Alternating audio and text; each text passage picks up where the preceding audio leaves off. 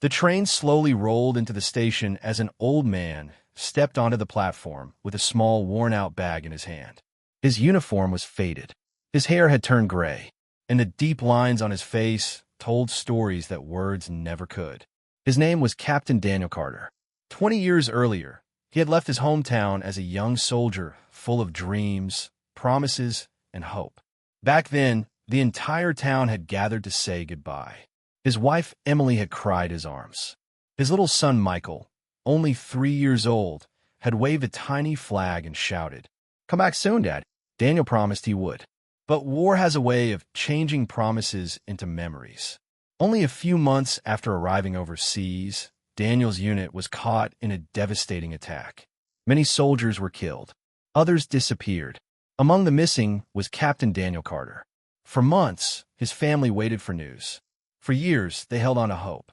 But eventually, the military declared him missing and presumed dead. A memorial service was held in his honor. His name was carved onto a stone monument alongside fallen soldiers. The town mourned him. His wife mourned him. His son grew up without him, and life slowly moved on. But Daniel had not died. He had survived. Injured and trapped far from home, he spent years in captivity. Years turned into decades. The young soldier who left home at 28 returned as an old man nearing 50. When freedom finally came, the world he remembered no longer existed. Technology had changed. Cities had changed. People had changed. But one thing never changed: his desire to go home.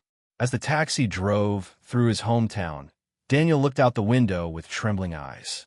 The old movie theater was gone. The grocery store where he bought candy for Michael had become a parking lot. Even the giant oak tree near the school had disappeared. Everything felt familiar, yet everything felt different. Finally, the taxi stopped in front of a small white house. Daniel stared at it silently. This was home, or at least it used to be. He slowly walked to the door and knocked. A middle-aged woman opened it. For a moment, Daniel simply smiled. "Emily," he whispered, but the woman looked confused. "Can I help you?" she asked politely. Daniel's heart sank. It wasn't Emily. The woman explained she had bought the house 15 years earlier. The Carter family had moved away long ago. Daniel thanked her and quietly stepped away. For the first time since returning home, he felt completely lost. He walked through town, searching for pieces of the life he once knew. But nobody recognized him. The barber who used to cut his hair had passed away. His childhood friends had moved to different states. Even a local diner had new owners. To everyone around him, he was simply an old stranger carrying an old bag. As evening approached, Daniel found himself standing in front of the town memorial. There it was, his own name, carved in stone. Captain Daniel Carter, beloved husband, devoted father, fallen hero. Daniel reached out and touched the letters with shaking fingers. For 20 years, the world believed he was dead. And standing there, looking at his own memorial, he almost felt as if he truly had died. A voice suddenly interrupted his thoughts. My father had that name. Daniel turned around. A man in his 20s stood behind him. He looked strangely familiar. The same eyes, the same smile, the same expression Daniel had seen in the mirror when he was young. Michael, Daniel whispered. The young man frowned. What do you know my name? Daniel's eyes filled with tears.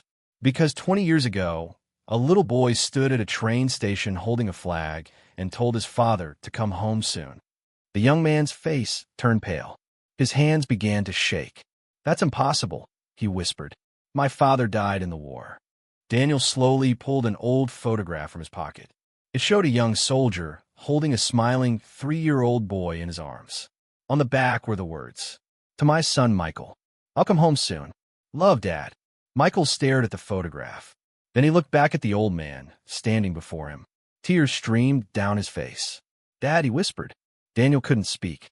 He simply nodded. The next moment, father and son embraced for the first time in 20 years. 2 decades of pain. 2 decades of silence. 2 decades of missed birthdays, missed graduations, and missed memories disappeared in that single moment. Michael cried like the little boy he once was.